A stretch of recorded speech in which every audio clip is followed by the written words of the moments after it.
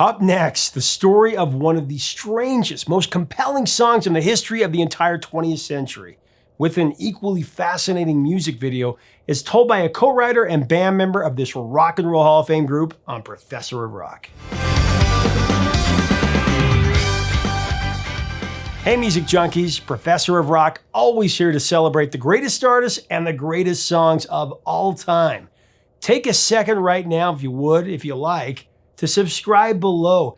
Do it only if you absolutely love music. Be a part of exclusive interviews and stories, the history of the rock and roll era, straight from the artists. And join us on Patreon to help us craft this channel for even more content. Talking Heads are truly one of the most brilliant and creative bands in the history of popular music. They're just one of those groups that you never knew what to expect, from one album to the next, let alone one song to the next. They're truly one of a kind. David Byrne on lead vocals and guitar, Tina Weymouth on bass, Jerry Harrison on guitar and keyboards, and Chris Franz on drums.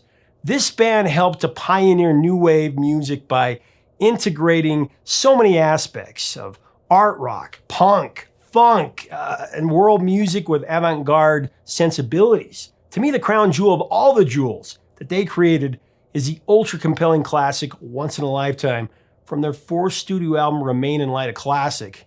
The song was released in early '81 through Sire Records. I was extremely fortunate to discuss this song at length with producer, co-writer, and multi-instrumentalist Jerry Harrison in a recent Zoom session. Just brilliant. The guy is incredible. We talked about the development of the track in the studio, its meaning, and the iconic music video, as well as his new projects that he's working on. This is the history of a song. It's just fascinating, to say the least. You're going to want to see this.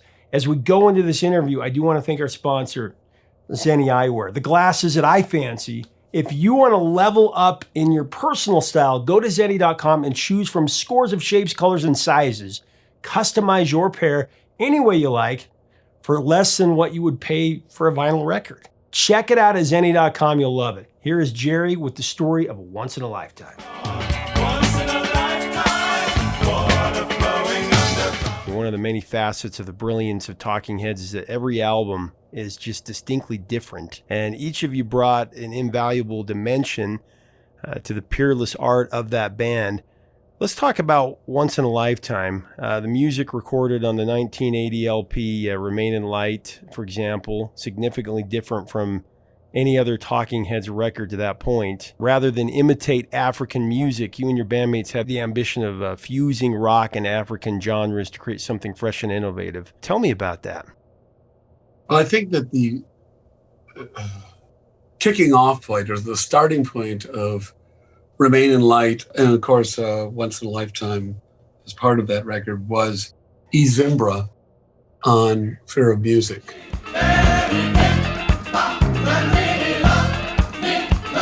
We had all gotten fascinated by African music, particularly Fela Ransom Kuti.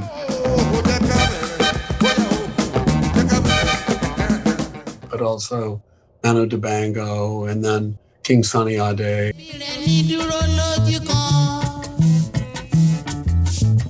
Particularly Fela really hit me.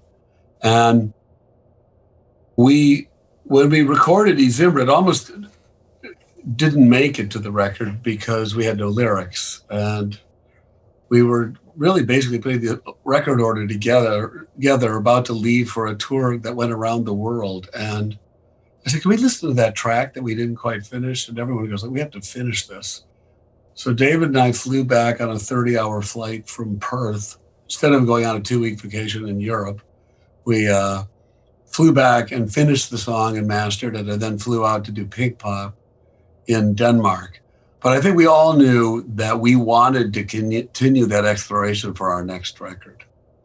So we, when we convened in the Bahamas at Compass Point, where we had made more songs about buildings and food, there was also a little bit of, there's something special about when you first create a song, you play it maybe with a slightly more tentative feeling, but there's a feel that it has the first couple of times you play it that maybe it gets more bombastic or more dramatic. You learn things from, of course, playing in front of people, and most of the time that makes it better. But we also wanted to capture that innocence that happens when you first do it. So we sort of deliberately did not have songs pre-written. There were maybe riffs and ideas, but it was really on the fly. And also very much going in and recording one, maybe two tracks at the most at the same time. We began with Rhett Davies, who had been the engineer on Remain in Light, and Brian Eno, who had done Fear of Music and More Songs About Buildings and Food. I think he was thinking that maybe he didn't want to get stuck in that he was doing all these Talking Heads records. But then when he heard about what we were doing, he flew down. And then Rhett decided that he couldn't understand what we were doing, and he left. And then we went through a little bit of a period of trying to use the second engineer, Benji, at Compass Point and Brian, but it was really moving way too slowly. And then Dave Jordan joined us, who David and Brian had worked with on My Life in the Bush of Ghosts.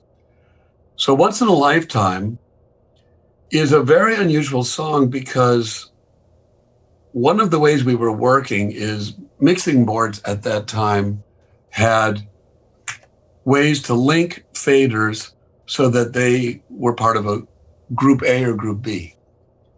And so we would record all of these tracks and then place them into group A or B with, literally a mechanical fader that was that set the level.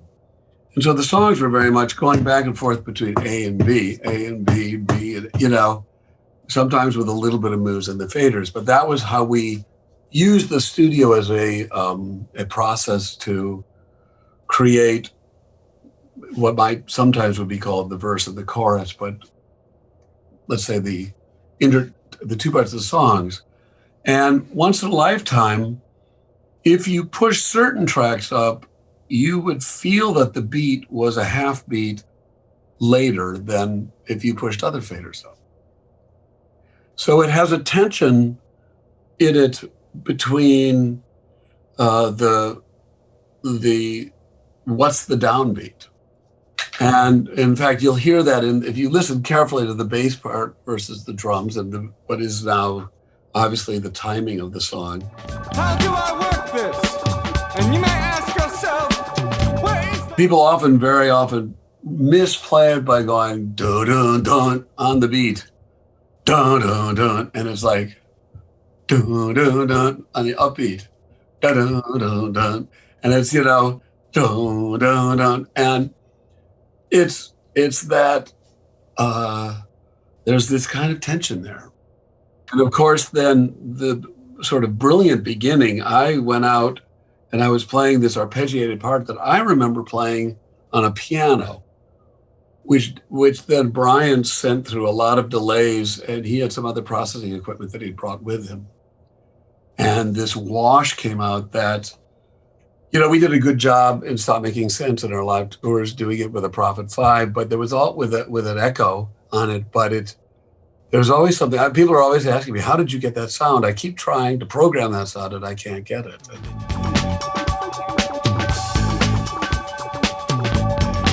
David then probably came up with some of the most memorable lyrics that are on that record for that song. I mean, it's one of the reasons it was used in multiple soundtracks.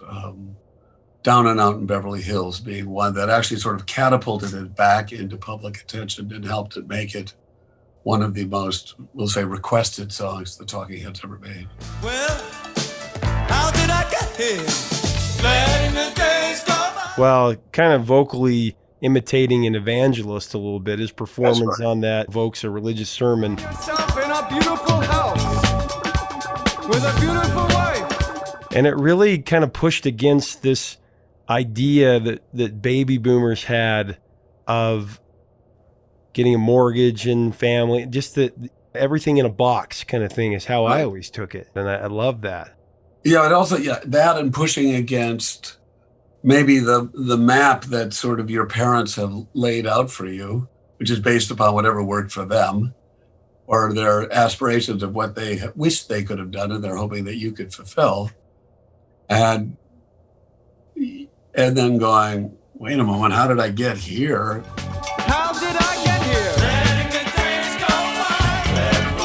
Like I don't even like law school, or you know, I don't really want to be dissecting things that disgust me, or it makes me nervous, or I feel weird, and maybe a doctor's not the way I want to go, or whatever it is. And you may tell yourself, this is not my beautiful wife. So it certainly speaks to finding your own path. For sure. And having the bravery to trust your intuition to go down various paths. Musically, the song was shaped by an arrangement of recorded jam sessions by the band.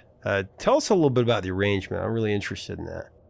Well, there's a version of the song on the Greatest Hits album, I believe, or an extended release of Remain in Light that was on the 5-1 mixes that E.T. Thorngren and I did of all of the albums, but it's called Right Start. And you can hear how the song sounded at one point.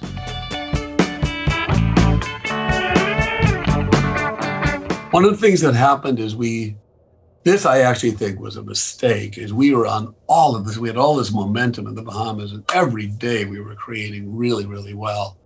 I mean, it was amusing because AC/DC was doing Back in Black in the next room. And Brian Johnson, it was his first album, so of course he was nervous. Mutt Lange is an amazing singer and arrangement of vocalists. And he'd get these compression headings, and you'd see him go, I only got yell! And then it was like, oh my God, my head's hurt. And so the singing on that record apparently is quite patched and edited together. And he goes, it doesn't happen to me live. And we'd be hanging out at the pool table with them, and Chris had gotten some snorkeling gear, and I had, one day I was like annoyed at someone in the studio, and Chris goes, let's go snorkeling. And it was like, I don't want to go. And I go, and then and I put my face in the water. It's like, oh my Lord, look how wonderful this is. It was like all of that went away in a second. And so we asked the members of AC/DC, had they been in the water? They go, we don't go in the water, sharks, we're from Australia. And I think they did one guitar solo and one vocal, and we did all of the basic tracks to Remain in Light in 3 weeks. Just thinking of Talking Heads and AC/DC hanging out, I can't imagine anything cooler. Yeah. But anyway, Brian had a prior commitment, and we took 3 weeks off, and we went back, and I negotiated with lots of studios in New York and got this rate, knowing that we might, with all of these tracks, probably need to have 2 machines sunk together where you get a lot of extra charges for that. And we went back to Sigma Sound. I'd made a single, and I'd gone down and helped Busta Jones make a solo album down at Sigma Sound in Philadelphia. And I had made a single with Dona Hendrix, which was the first time I was a producer. And I loved the professionalism of what they had there. And so Sigma had its branch in New York City, and so they were on a part of the top of the list. And I mean, I was really going back and forth between Electric Lady and Sigma and RPM. And Sigma won. And I think I convinced them that could be a lost leader, that we would bring in other rock bands because their bread and butter was R&B and disco. But we got there, and then the challenges of writing the lyrics for Remain in Light is there aren't that many chord changes. And so there's nothing that's leading you away from the sort of pedal tone that usually goes through an entire song, and the sort of the mode that the song is in. Same as it ever was. Same as it ever was. Same as it ever was. One of the ways that David got over his writer's cramp was to pick up instruments and start playing other parts. So the songs began to morph. We usually had these tracks where we had rehearsed in a loft and really had a whole, much more of a map of where we were going than we did on Remain in Light. Remain in Light is actually, we very deliberately sort of wrote it in the studio, and wrote it either doing things and then going out and playing as a group once we figured out something. But sometimes Chris would go and put down a beat, and someone would play a bass part, and I'd come up, have this idea, and it would just sort of composition through accretion. And it had a very different feel. I also would say, go back to the first point you made, is we were highly influenced by trying to capture the feel of what we'd heard in this African music, but we basically played almost all the music ourselves. And so it went through our past, our ability to play like that, but also we, unlike, say, an album like Graceland, where it's sort of Paul Simon's voice put on top of an African music group that are familiar with each other and playing in that mode. We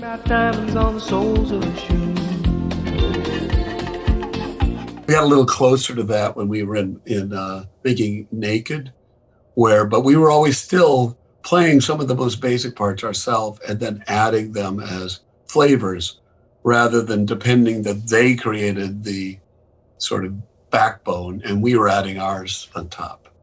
And so I think that, it makes it a unique sounding record because it makes it's our version of that. I mean, other things like that is, I would say Little Creatures and True Stories is, David is more responsible for all the songwriting on those albums, but they're our version of Americana. They don't have anything of like, it looks like you copied Jolene on this, or you copied right.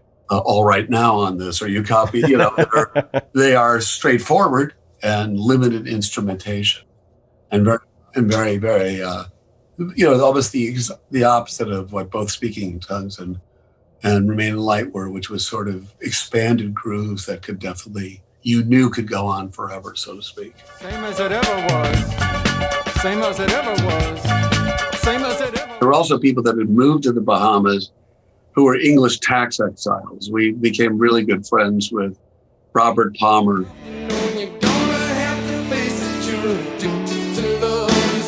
I've told this story before, but it's so great, I want to tell it again. And so when we were making more songs about buildings and food, I was sitting in New York, and we were supposed to start, say, on Friday of a week. And it could have been a Monday, but whatever it was, I knew that we had this house that we had rented, and we had rented it for the month or something. So it's, wait a moment, we have a house in the Bahamas, and it's freezing here. So I just said, I'm going to go ahead of time. And I hopped on a plane, flew to the Bahamas, and I got there at 8 p.m. and it's dark. Go to a taxi driver, go, well, could you take me to Compass Point? Because I figured there'd be someone at the studios in New York. They stayed open all night. And he goes, what's Compass Point? And I go, it's a recording studio. And he goes, oh, yes, I think I've heard. I think that's Gambia Village. Okay, get in, but I have to drop this other person off. And it was on the exact opposite end of Nassau. So we went and dropped him off, and we get to a place, and there's a boat ramp, and you can see the waves, the ocean crashing, and a single street lamp, chickens clucking. He goes, here it is, get out. And I get out, and I go all the buildings are dark. And it's basically this kind of very basic Bahamian village with a few sort of cement block stucco buildings. And a door opens, and Robert Palmer says, you must be in dire need of a cocktail. Why don't you come in?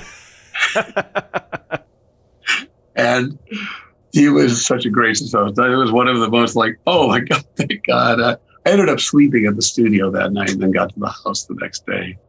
But so he was hanging around, and I think he did some percussion parts some of which on Remain in Light, which I think that's some we used and some we replaced when we got back to New York with some more professional percussion players. But, he had been exploring New Orleans music with, what's this, Chasing Sally in the Alley or something. I can't remember exactly what that he worked with Leon Nachicelli on and things like that.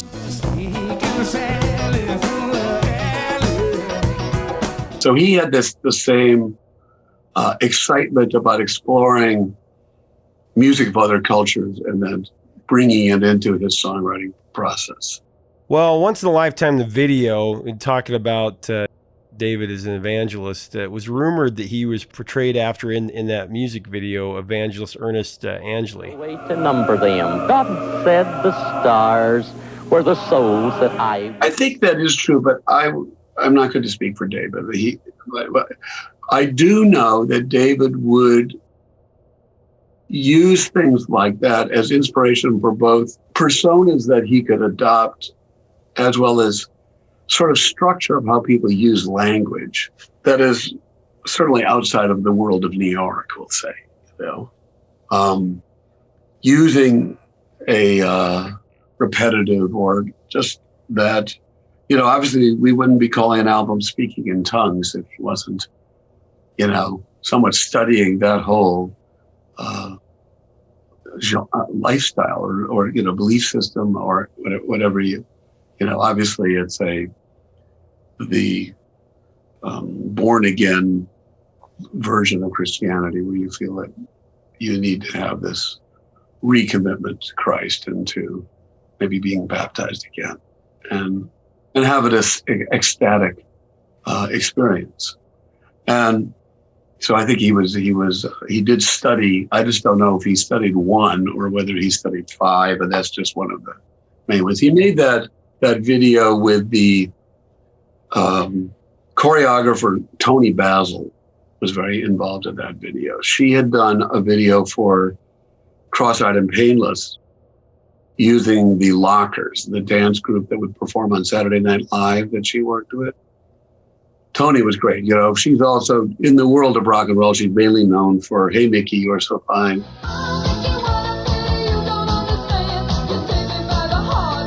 Featured in Wayne's World, but she was a very creative woman and a good friend in LA of all of us. But David, I think, made the first connection to her, and so she was influential on that video. Speaking of, you talk about recommitment and baptism, things like that. Water is a flowing theme throughout the track, lyrically and instrumentally.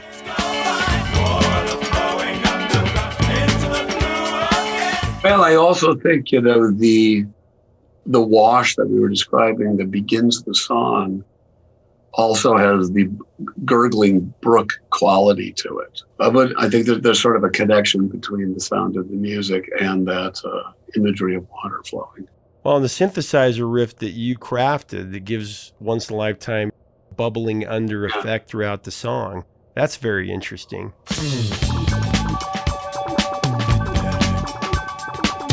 Well, as I was saying, I think that was a piano that I actually played going through a lot of effects that Brian did. But we had to really trust Brian because that was back in the days of analog tape. So, space on the tracks was a premium, especially when you're doing everything one at a time, so that what would be recorded is what you played plus what he added to it. And we had to, fortunately, we were in a position that we felt like we were in such a sympathetic way that we were all working for the same purpose and together, and that was fine. But I do know that Dave Jordan, and I was on his side on this, that we had an argument with Brian that we wanted to record at 30 IPS, which gives you more brilliant high end. There's some advantages to 15 IPS for the sort of fullness of the low end, which has to do with the bias curve of the tape. But he wanted to use 15 IPS because he was frustrated by how much time it took to rewind the tape. And Dave goes, "Look, Brian, I'm not going to do this, and don't tell me this is a guide. You never come back to record something a second time. So I quit unless I have the time to get a sound that I'm proud of." And so he stood up, and that's what we did. Well, during the vamp out of Once in a Lifetime, you created a really cool climax. It was fashioned, as I understand it, from the outro Velvet Underground track. What's going on? Yeah.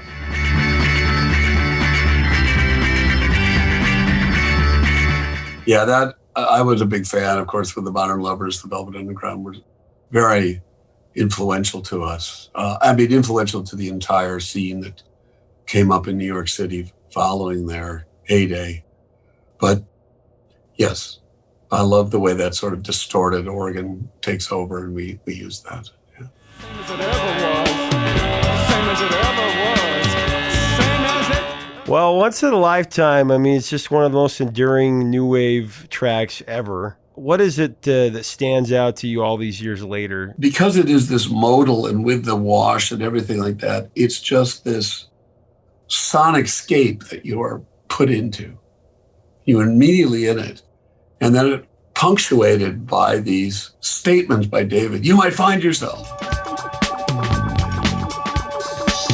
And you may find yourself A shotgun shack, living in a shotgun shack. And you may find yourself. So it's these demonstrative statements while you're in this just, you might say, flowing downstream, and there's a boulder and there's another, or an arrow came across, or whatever it is that's like, oh, but they are just keep going to whatever's going to happen.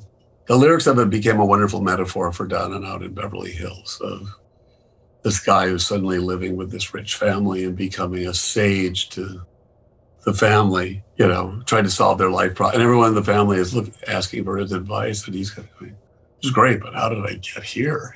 When a dirty bum meets the filthy rich. It's kind of the go-to song if you're trying to create that moment of midlife crisis, confusion of where you're at in the world in your 40s or 50s, and it's just brilliant. Yeah.